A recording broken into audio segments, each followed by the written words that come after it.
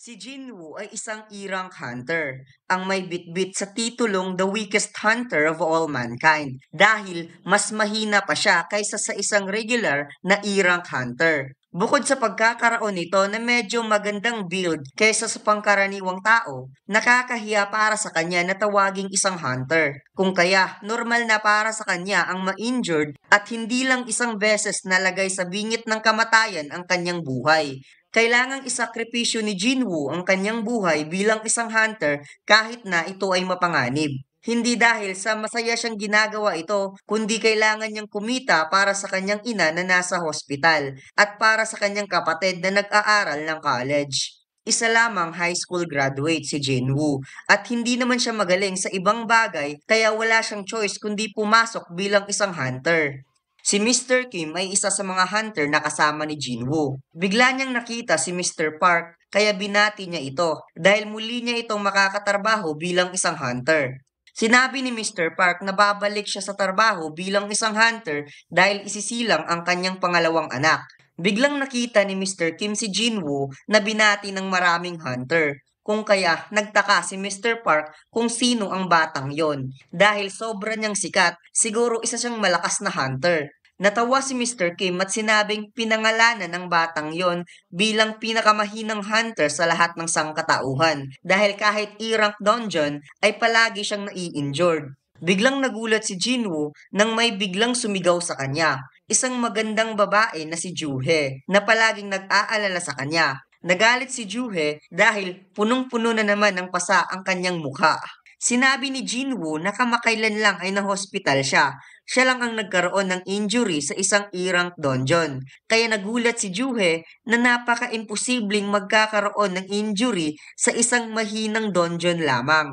Dumating si Mr. Song at sinabing makaka-jackpot sila ngayon, kung kaya't kaagad silang pumasok sa gate ng dungeon. Bago tayo mag-proceed, ipapaalam ko sa inyo na mamimigay tayo ng 10 Janmak Anime t-shirt sa video na ito. Kaya tapusin nyo hanggang sa huli ang video dahil sasabihin ko sa inyo kung ano ang mga mechanics para manalo ng Janmak Anime t-shirts. Pagkatapos nilang pumasok, ipinakitang si Jinwoo ay muli na naman ito nagkaroon ng sugat na makikitang pinapagaling ito ni Juhe habang ang iba nilang kasamahan ay nakikipaglaban sa mga magic beast. Sinabi ni Juhe kay Jinwoo, bakit hindi na lang siya tumigil sa pagiging hunter? Sagot naman ni Jinwoo na ginawa daw niya itong isang hobby dahil palagi siyang nababagot sa bahay. Ngunit hindi niya sinabi ang totoo dahil nahihiya siya kay Juhe. Kapag makakatalo sila ng isang magic beast, ay mabibigyan sila ng Essence Stone bilang isang reward.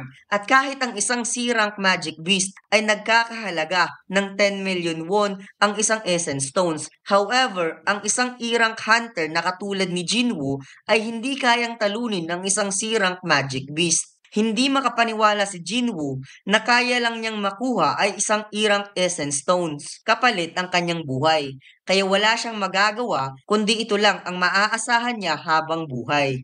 May nadiskubre ang kasamahan ni Jinwoo na mayroon pang isang lagusan sa dungeon. Sinabi ni Mr. Song na hindi nila masasara ang gate ng dungeon kung hindi nila matatalo ang dungeon boss. Kaya napagpasyahan nilang mag-vote kung papasok ba silang lahat o uuwi na lang.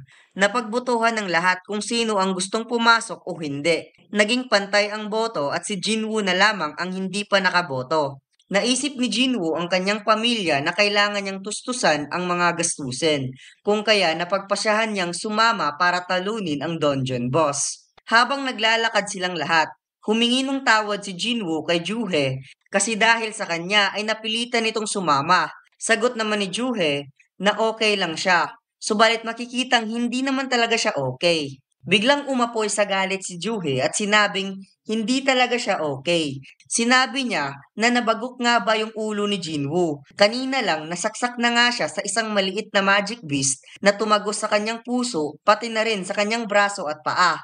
Buti na lamang ay nagawa niya itong pagalingin, subalit sumama pa rin ito para talunin ang dungeon boss. Kaya napaduko na lamang si Jinwoo at humingi ng sorry. Napaisip si Jinwoo na kung hindi dahil kay Juhe na isang B-rank healer, hindi sana siya okay ngayon. Kung kaya, malaki ang kanyang utang na loob kay Juhe. Sinabi ni Juhe, kung humihingi talaga ito ng paumanhin sa kanya, Mas mabuti pang i-date siya minsan at ilibre siya ng pagkain. Biglang nagulat si Jinwoo sa kanyang narinig na gustong makipag-date ni Juhei sa kanya at unti-unting namumula ang kanyang pisngi.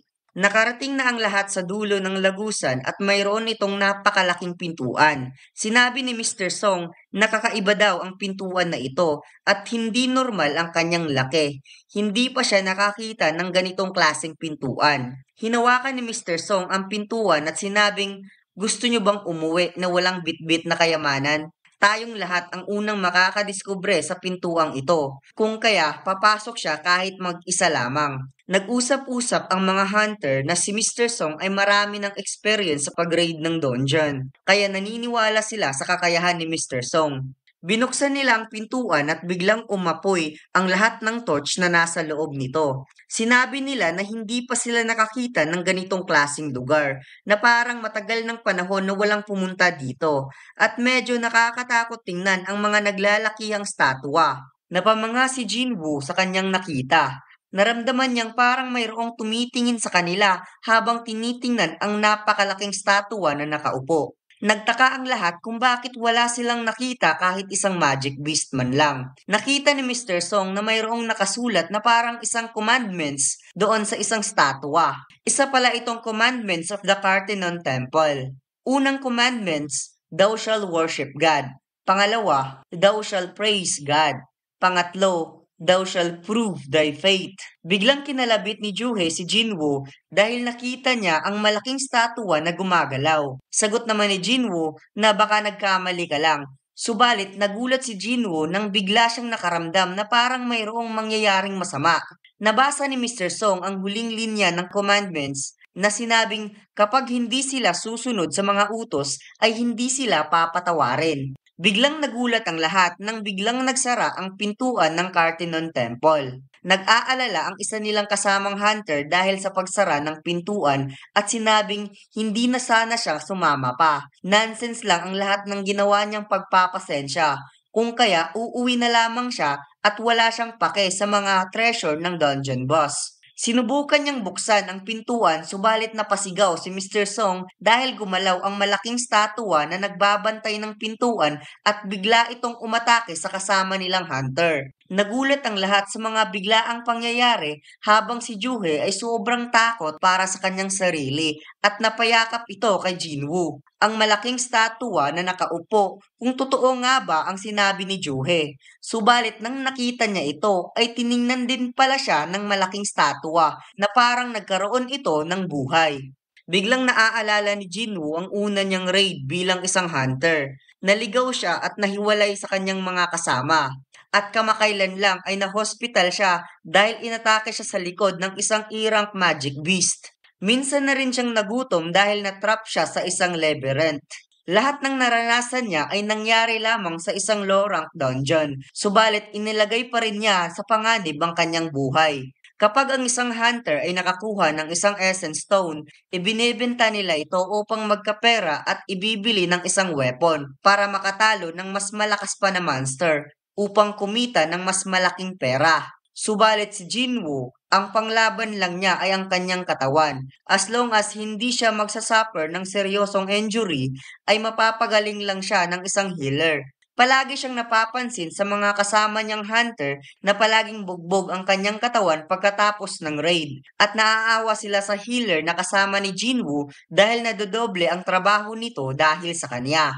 At dito nagsimula na pinangalanan siya bilang the weakest hunter of all mankind dahil kahit isa siyang hunter ay wala naman siyang kwenta. Pagkatapos, dito ay nagkatinginan si Jinwoo at ang pinakamalaking statwa sa gitna na makikitang umuusok ang mga mata nito. Biglang naramdaman ni Jinwoo ang masamang mangyayari kung kaya sumigaw ito sa kanyang mga kasama na dumapa kayong lahat. Pagkatapos biglang nag-unleash ang malaking statwa ng napakalakas na laser beam na may kasamang kuryente galing sa kanyang mga mata.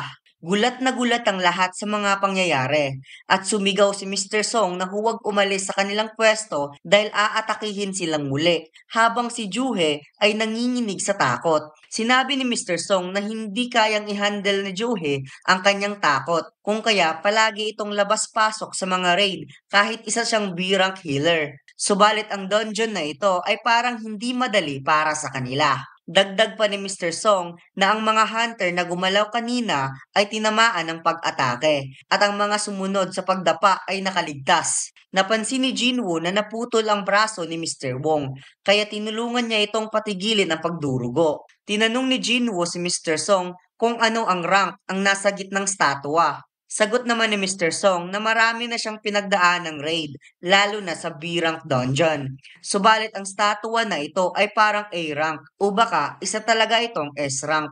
Naaalala ni Mr. Song ang mga commandments ng Temple of Cartenon.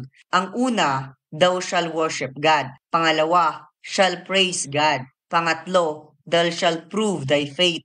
At kapag hindi susundin ang mga utos ay hindi sila papatawarin. Kaya nagets ni Jinwoo na ang gods of the commandments ay ang statwa na nasa gitna. Kung kaya mas mabuting makakaisip sila ng paraan bago sila maubos sa loob ng dungeon. At dito lang nagtatapos ang ating episode 1 mga lods. Ang gagawin lang natin upang manalo ng John Anime t-shirt ay napakasimple. Siguraduhin nakafollow ka sa ating Facebook page at ishare mo ang video na ito at mag-comment lang ng napakaangas ng solo leveling o napakaastig ng solo leveling. Ipopost ko ang mga winners sa January 30 o 31. At simula ngayon ay mag-upload tayo every other day ng solo leveling reviews. At sana suportaan ninyo ang bago nating manhwa review dahil hindi kayo magsisisi sa anime na ito. Sobrang angas at napakaganda ng storya. Tatapusin natin ito mula chapter 1 hanggang sa pinakahuling chapter kung marami ang manunood. Sa pagkakaalam ko, ang season 1 ng solo leveling ay nasa 12 episode lamang. Pagkatapos ng 12 episode, ipagpatuloy natin hanggang sa pinakahuli at gagawin natin quality ang ating video para mas maganda ang kalalabasan upang hindi tayo mabibitin. Kaya huwag mo sanang kalimutang mag-like, comment at mag-subscribe sa ating YouTube channel at mag-follow sa ating Facebook page. At yun lang mga lods, salamat!